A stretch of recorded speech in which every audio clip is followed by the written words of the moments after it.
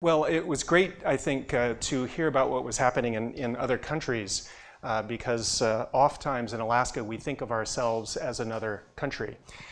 We were admitted to statehood in 1959, and the state's motto is the state flower is the forget-me-not. 67% of Alaska is owned by the federal United States government. And it was just 150 years ago, I was speaking with Igor here before the presentation, that Alaska was purchased from the Russians. It's also the 100th anniversary of the creation of the Alaska Agricultural College and School of Mines. Now, all that was really in 1917 was about a 3 by 3 by 3 piece of concrete with the initials Alaska Agricultural College and School of Mines on it.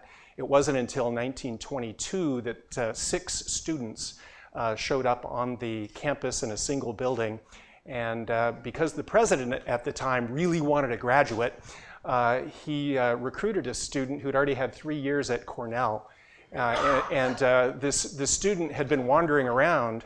He was an ambulance driver in World War I and had gone to Australia, was a miner prospector, and was wandering around the interior of Alaska looking for gold. And so the president grabbed him and said, listen, I need a graduate and you're it. So that's the story of our very first graduate. You know, we also feel like we're a separate country because of the distance. We're not connected to the United States directly. We share that distinction with Hawaii, and we're a very large state. I'll get into that in just a moment. I really liked how we began today by talking about tensions. I always have a student working in my office, and the first meeting I have with the students, I always share with them, I have them look at my desk, and I ask them what they see there, and they say, well, I see books and piles of paper and files. And I said, no, what you see there are dilemmas. What you see there are tensions, because there are pros and cons of everything on that desk. Our biggest single tension educationally in Alaska is how we create a culture of education in Alaska where there isn't one, and I'll share some numbers with you in a little bit. Another is to how to bring the benefits of higher education to a state, particularly to an Alaska Native population. 20% of our state's population are indigenous, and they've lived there for over 10,000 years. How do you bring the value of higher education to that indigenous people without destroying the really strong and tremendous values of a people that's been able to survive in a harsh place for a long, long time? The tension of differentiation came up also today.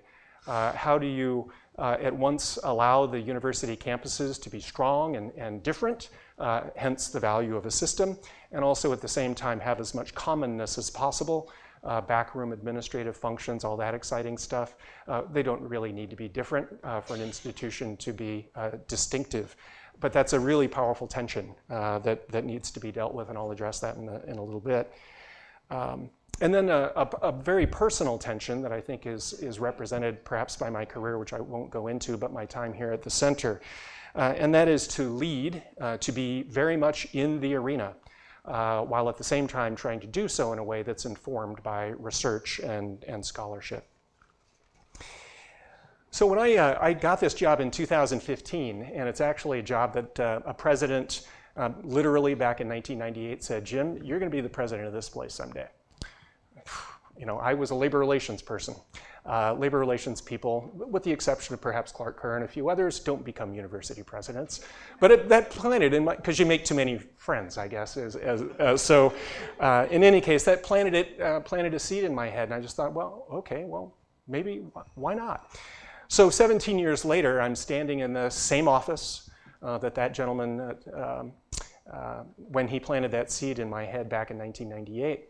So it was 2015, it was a beautiful day, and I was looking out the window and looking at Denali, you know, the tallest mountain in North America, out, you know, across these fields and this big, beautiful mountain range, thinking, okay, you're prepared for this job. You lived here for 32 years, you were married here, your kids were born here, you've lived and worked in Anchorage, Fairbanks, and Juneau, the 3 cities of Alaska. You've worked in state government. You've worked in the private sector. in our own, well, we have 3 publicly traded companies based in Alaska, and you've worked in one of those, so you know something about Sarbanes-Oxley and other sorts of, you know about quarterly earnings calls and all of that. You know the governor, you know the legislators, all the business leaders. You're ready for this job. And I knew, you know, I'd been paying attention to what was going on at the university. I was a commissioner on the Western Interstate Commission on Higher Education, a consortium of the 15 Western states who do policy research and coordinate policy issues and that sort of thing. You know, I paid attention to what was happening to the state budget deficit. It's hard to avoid that. We're operating with about a 60% state budget deficit these days and only able to make government go using savings accounts that were piled up for many, many years from oil exploration. Declining enrollments, university budget cuts, of course. You know, I knew about our educational attainment, some of the numbers that you shared today, I can share with you. If there were 100 average 9th graders in this room standing up and I were here to tell them about their future of education in high school, 4 years, and let's give them 6 years to get done with college, I would first ask 29 of them to sit down because they're not going to graduate from high school, leaving 71. I would then ask 40 of them to sit down because they're not going on to any technical school or university. Okay, so 29 plus 41, big number. So that leaves us 31 kids. Half of them will leave Alaska for college, and 80% of them will never come back to the state. The other half stay in Alaska, and they have a statewide completion rate of 30%. So we end up with 5. And people criticize me often, Johnsen, you need to worry about those 15 kids who are leaving for MIT and Washington and California for college. There's a brain drain there. You need to do something about that. And my response is, we have 69. We have 4 times as many, more than 4 times as many. We have a gusher right here in Alaska. And if we had a leakage rate of our oil pipeline that was 1/100th of that, we'd declare a state emergency. And yet here we are watching this waste of humanity every single year. It's a crime. We spend 3 times, we're number 3 in the country though in per student state funding. So we're one of these places where we spend a lot of money on education and the outcome is not great, which of course feeds the other side of the argument, right? Wait a second, Johnsen, we've been writing you big checks and look at your numbers. This must not be a good investment because of your numbers. I also knew about the tremendous inequalities we have in Alaska between the educated urban and the relatively lower educated rural. Still has a subsistence economy in much of rural Alaska. And that's where a lot of Alaska Native people live, is in the rural villages. 70% of our teachers, K-12 teachers, are imported from outside of Alaska and experience a very high turnover rate. So when we talk about, I mean, some of the things we're doing to check that, address that, or to build much stronger partnerships with K-12 by training more teachers. And I'll get to our goals here in just a moment. But that's a critical strategic partnership, which has not been very strong over the years. The 2 segments have been pointing fingers at each other. Your entrance requirements are too high. You're not training students well enough and getting them in here. So I'm sure others have experienced those stories. Geographically, Judd mentioned that we're pretty big. We're 4 times the size of California, and we have 8 of our campuses, of our 15 campuses, are inaccessible by land.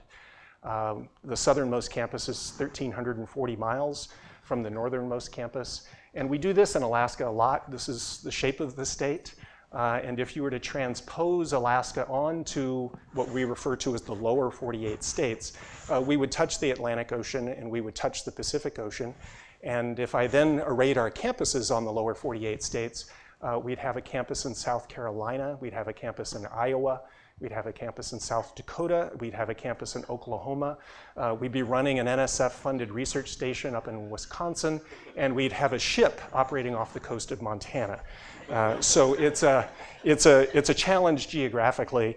On the flip side, it is it's geographically centrally located from a defense and security, a national security standpoint. If you look at a globe, you'll say, wow, this place is 9 hours from Europe, it's 9 hours from every place. The closest US Army post and Air Force bases on the United States to Baghdad are Fairbanks, Alaska, right over the top. And certainly we're seeing a lot of nationalism playing its way out right now in Alaska and for, I think in some cases, the university. We are also a land grant, whoa, Nelly, 5 minutes.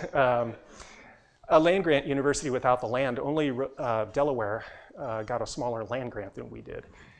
So under the nation's Morrill Act, we didn't score well. But in any case, I came into the role, as Clark Kerr said numerous times, fired with enthusiasm. I knew about all these challenges. It's what you don't know, though, sometimes that really tests one as a leader. And as I was standing there looking out the window, a knock came on the door, and there's my friend, the general counsel, and my friend, the chair of the Board of Regents. So this is about 8 o'clock in the morning on day one. I get in early, so I'd already had some time to have some coffee. And they said, Jim, we want to share something with you that we couldn't share with you before because you weren't under the tent, now you are. You remember that Title IX, that US Department of Education, Office of Civil Rights compliance review that's going on? Lots of universities are being reviewed. Well, we're being reviewed too. And in our production of documents for the federal government, 13,000 pages, we saw that one of our campuses for 3 years was in gross violation of the law. What do you want to do about that? Should we just wait 18 months until the compliance review is done, and then we'll, knowing that we've known it for 18 months, then we'll reveal, because it'll go public, they'll do a media release? Or do we just declare now? And if we declare now, wow, is that going to be a blowback on us? That's going to be a real hit in the face of all these budget cuts we've been taking, declines in enrollment. What are you going to do? And it turns out that I remembered a line from a guy we're also, perhaps some of us are celebrating a 500th anniversary of, a guy in Germany who said, here I stand, I can do no other. So actually it was a pretty easy decision. No, we go public right now. And we did that, and it actually turned out to be enhanced a lot of our credibility for a lot of the very difficult strategic decisions that were coming. So I set up fast forward here, thank you, John, to a strategic pathways process, a process that we use to basically figure out how to serve our mission more effectively as our budgets were being cut. And so I established 22 faculty, student, staff, community leader committees. I asked them to give me options for how they could improve operations. I didn't ask for recommendations because I'm an old negotiator, and I know that if I get a recommendation, there'll be all these compromises that have been made in that room. I didn't want that. I wanted options. So I got over 100 options where I needed the Regents' authority. I proposed to them, and they made decisions. And where I didn't, I consulted and informed them of the decisions. We are now done with all of the decisions in these 22 areas. We went from 3 schools of education to 1, 3 schools of management to 2, 3 procurement offices to 1, 3 grants and contracts offices to 1, and many, many other outcomes of this very difficult process. Alongside of it, and I'll try to wrap it up here quickly, we laid off 1,183 people. We cut from 474 degree and certificate programs, we cut 50 of them. We negotiated a faculty labor contract with 0.00 in salary increases, a very painful thing to do, I assure you. But it set us up for developing a plan. I have some handouts on the table outside. You can see what the plan is, 5 goals, 10 ways to measure our goals, and it involves a lot of the work that you've been talking about already today in terms of relationships with K-12, recruiting, marketing, etc. So let me just close. I skipped over 2. I got 2 no confidence votes. I think that's important to full disclosure. as I went through the process. Very popular with legislators and the governor and others. About time somebody's doing something around there. But not a good thing. I wouldn't recommend it. But I do close with another quote from Clark Kerr. And he was asked the question, and John will correct me, or some other scholar here who really knows his work will correct me if I get it wrong. But he was asked, to what do you ascribe the greatness of Cal, of Berkeley? And his answer was, and it had to do with the promotion and tenure process and having high standards. And he said, the easy yes will lead down the road of perdition. It is the difficult no that leads to distinction. And I think about that every single day. Thank you very much.